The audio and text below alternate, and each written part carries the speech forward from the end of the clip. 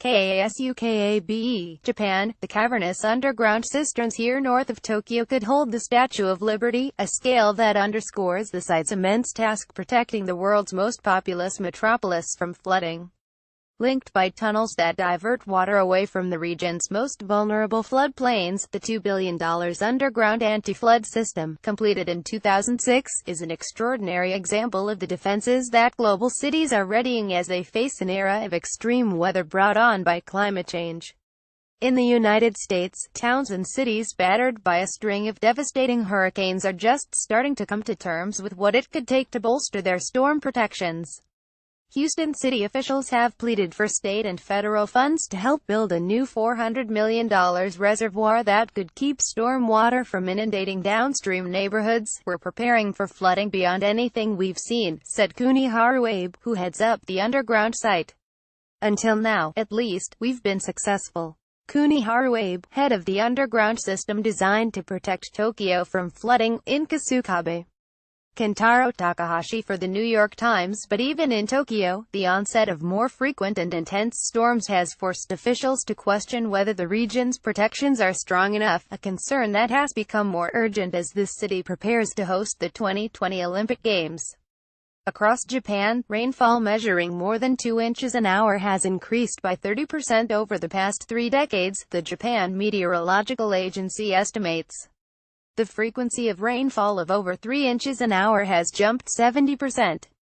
The agency attributes the increase of these intense rains to global warming, heralding a new era in a country that is already among the world's wettest, with a language that has dozens of words for rain. Rising oceans also make the Tokyo metropolitan region, home to 38 million people, vulnerable to storm surges, even as major redevelopment projects open up the previously industrial waterfront to new residences and businesses. And years of pumping groundwater has led some parts of the city to sink by almost 15 feet over the past century. Wide areas of Tokyo now sit below sea level, protected by aging dikes. A section of the underground system. Extreme rainfall, along with the potential for earthquakes and tsunamis, make Tokyo and neighboring Yokohama the riskiest metropolitan area in the world, according to a 2014 study. Kentaro Takahashi for The New York Times. Extreme rainfall, along with the potential for destructive earthquakes and tsunamis, make Tokyo and the neighboring port city of Yokohama the riskiest metropolitan area in the world, according to a 2014 study of natural disaster risks by the Swiss reinsurance firm. In late 2015, heavy typhoon rains wreaked havoc across Greater Tokyo, forcing a record 670 million cubic feet of water into the underground facility, known as the Metropolitan Area Outer Underground Discharge Channel. It took 4 days for the site's 4 large pumps, powered by engines similar to those used in a Boeing 737 jet, to clear the deluge. "Tokyo faces dangers on all sides," said Nobuyuki Sachiya, an anti-flooding expert and the former head of civil engineering for Tokyo's flood-prone Edogawa Ward. "It's difficult to say that it's doing enough. A big challenge lies in Japan's deteriorating government finances." Yasuyuki Owase, Mr. Abe's deputy, in the tunnel systems control room.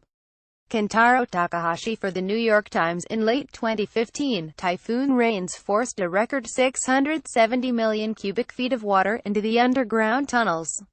It took 4 days for the site's 4 large pumps to clear the deluge.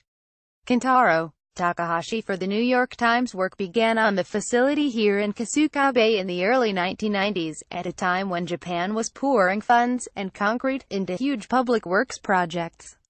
But now, with a government debt more than twice the size of its economy and spiraling costs of caring for an aging population, the country is less able to muster the resources to fund such ambitious projects. Even Mr. Abe, who runs the KASUKABE site, acknowledges that the sprawling operation may have been a one-time feat. And the visitors he gets from developing countries interested in learning about the site, he said, often raise their eyebrows when they learn of the construction costs. "I'm not sure Japan can build something like this again," Mr. Abe said. Experts have also questioned the wisdom of erecting more concrete defenses in a country that has already dammed most of its major river systems and fortified entire shorelines with breakwaters and concrete blocks.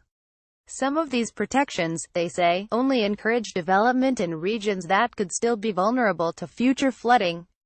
Some wonder if flood defenses create a false sense of security and encourage development in regions that may remain vulnerable. There's a limit to what you can do with hardware, one expert said. Kentaro Takahashi for the New York Times. In eastern Saitama, where the KASUKABE facility has done the most to reduce floods, local industry has flourished. The region has successfully attracted several large e-commerce distribution centers and a new shopping mall. There's a limit to what you can do with hardware, and it leads to a false sense of security, said Toshitaka Katada, a professor in disaster prevention at the University of Tokyo. Investment in infrastructure needed to be paired with more public education and disaster survival skills, like familiarity with local flood hazard maps or evacuation protocols, he said. Here, Professor Katada has a convincing track record. A program he led in the coastal city of Kamaishi that drilled school children to run to higher ground in the event of a tsunami is credited with saving some 3,000 lives when 50-foot tsunami waves struck the city in 2011. Visitors can tour the system, which cost $2 billion and was completed in 2006. Kentaro Takahashi for the New York Times. Still, the KASUKABE operation remains a critical part of Tokyo's defenses, say officials at Japan's Land Ministry, which runs the site.